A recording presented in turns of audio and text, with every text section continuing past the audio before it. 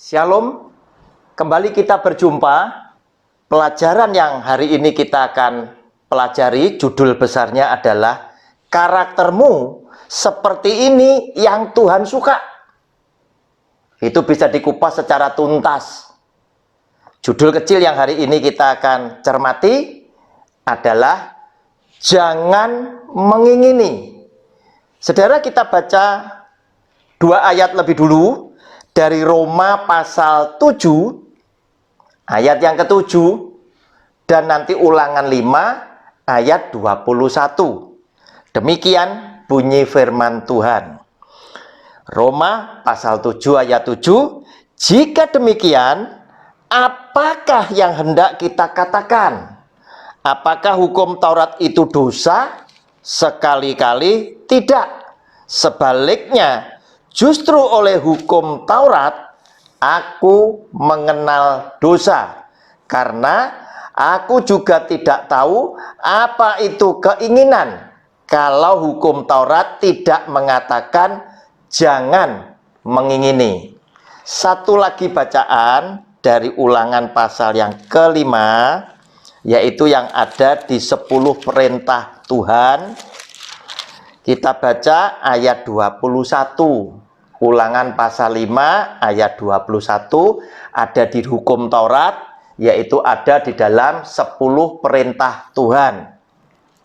Jangan mengingini istri sesamamu, dan jangan menghasratkan rumahnya, atau ladangnya, atau hambanya laki-laki, atau hambanya perempuan, atau lembunya, atau keledainya, atau apapun yang dipunyai sesamamu.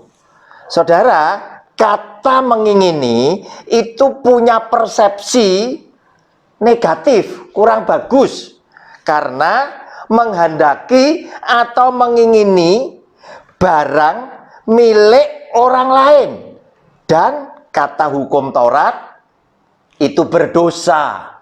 Kata Roma pasal 7 ayat 7 tadi, hukum Taurat melarang untuk kita hidup mengingini segala sesuatu yang menjadi milik sesama kita, menjadi milik orang lain. Itu berdosa. Nah, saudara, kenapa hal itu dilarang? Karena orang yang suka mengingini barang orang lain itu juga termasuk karakter yang Tuhan tidak suka. Oleh karena itu, Tuhan suka jika saudara dan saya punya karakter yang bagus, yang baik, yaitu kita tidak pernah mengingini barang milik orang lain. Kenapa? Karena orang yang mengingini itu bisa terseret kepada dosa-dosa yang lain. Saudara, kita lihat di dalam Yakobus pasal yang ke-4 ayatnya yang kedua dan yang ketiga. Judul bacaannya hawa nafsu dan persahabatan dengan dunia. Ayat 2 dan ayat 3. Kamu mengingini sesuatu tetapi kamu tidak memperolehnya. Lalu kamu membunuh. Kamu iri hati tetapi kamu tidak mencapai tujuanmu. Lalu kamu bertengkar dan kamu berkelahi. Kamu tidak memperoleh apa-apa karena kamu tidak berdoa. Atau kamu berdoa juga, tetapi kamu tidak menerima apa-apa karena kamu salah berdoa. Sebab yang kamu minta itu hendak kamu habiskan untuk memuaskan hawa nafsumu. Saudara, hawa nafsu yang ingin dipuaskan itu tidak baik, itu berdosa. Mengingini untuk sesuatu yang tidak berkenan di hati Tuhan hanya oleh karena seseorang punya sesuatu kemudian timbul keinginan kita untuk menguasai, itu pun kata firman Tuhan itu berdosa. Saudara, perkara yang seperti ini pernah dilakukan oleh orang yang namanya Yudas Iskariot. Yudas yang adalah bendahara yang pegang uangnya pelayanan ketika Tuhan Yesus bersama para rasulnya itu melayani bapaknya, adalah seorang yang suka mengambil uang kas tersebut untuk kepentingan diri sendiri. Nah, saudara, benih mengingini itu sebetulnya sudah ada di dalam hati Yudas.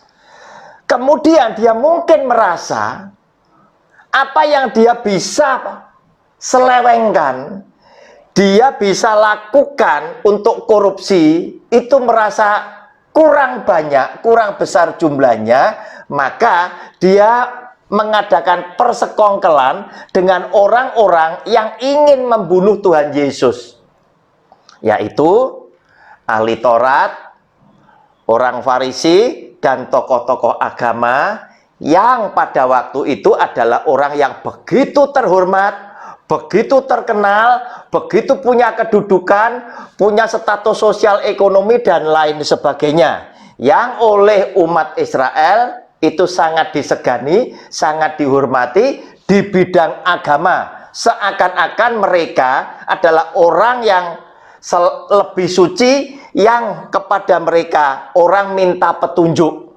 Namun apa yang terjadi, seperti yang saya katakan di video saya yang pertama, seringkali orang-orang yang seperti ini, jika ditegur oleh kebenaran firman Tuhan, oleh seseorang yang bukan siapa-siapa, seseorang yang tidak seterkenal mereka, seseorang yang mungkin masih muda, dan punya status sosial ekonomi yang ada di bawah atau biasa-biasa saja, seringkali orang-orang yang merasa ada di atas, lebih terkenal, lebih sukses, dan lain sebagainya, mendadak langsung reaktif dan kemudian menjadikan teguran ini sebagai salah satu alasan untuk berselisih dan bermusuhan.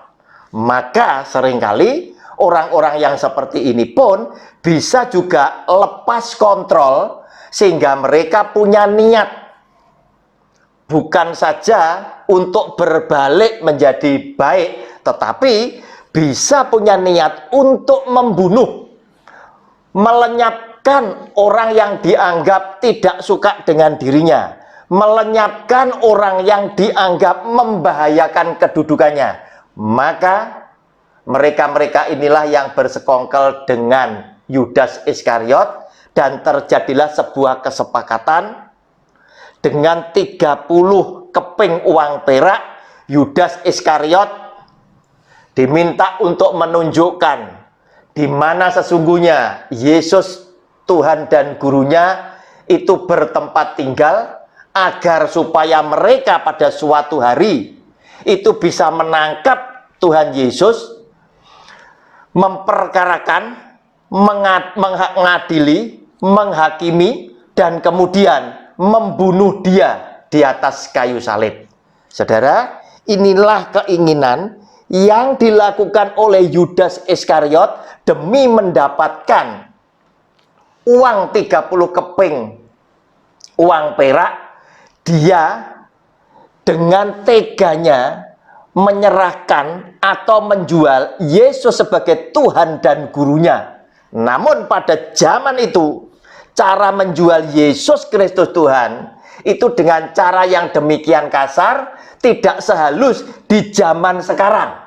Tetapi kita cermati dulu apa yang dilakukan oleh Yudas itu tadi, yaitu dia sepakat menunjukkan kepada pasukan Romawi yang hendak menangkap dengan imbalan 30 keping uang perak. Saudara, apa yang dikatakan di dalam firman Tuhan ini benar. Oleh karena iri hati, oleh karena keinginan daging, dan lain sebagainya, hati-hati anak-anak Tuhan, saudara dan saya, bisa saja kita dicobai sama seperti ketika Kristus dicobai oleh iblis di padang gurun. Iblis pun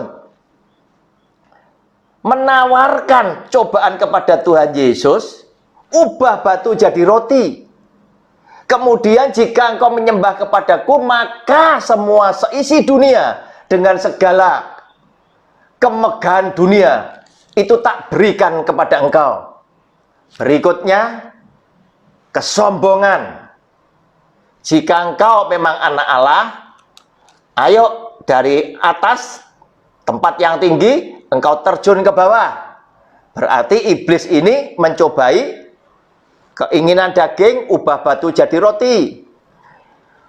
Segala kemegahan dunia, berikutnya kesombongan hidup ditawarkan kepada Tuhan Yesus. Tetapi pencobaan yang datang kepada Kristus, secara mentah-mentah Kristus memberikan contoh jawaban untuk saudara dan saya ikuti.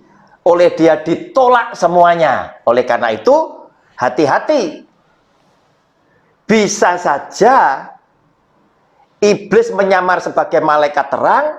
Sekarang mereka tetap pakai nama Tuhan Yesus, tetapi yang diajarkan adalah hawa nafsu kedagingan, yaitu keinginan daging, keinginan mata, dan keangkuhan hidup, yang pada akibatnya akan membentuk karakter saudara dan saya menjadi karakter yang tidak disukai Tuhan.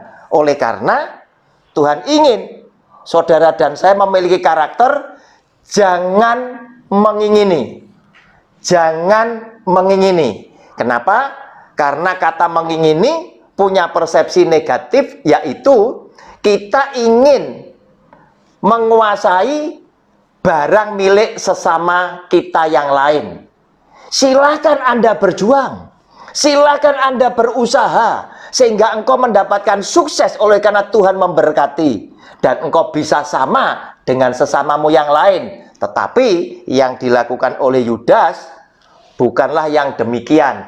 Dia ingin mendapatkan uang banyak dengan cara yang gampang, yaitu menyerahkan Yesus sebagai Tuhan dan gurunya dengan sebuah ciuman. Tetapi apa yang dikatakan oleh firman Tuhan terjadi di dalam hidup Yudas Iskariot. Pada akhirnya uang 30 keping uang perak ini pun tidak bisa dia nikmati, karena di tengah-tengah penyesalan Yudas telah berkhianat.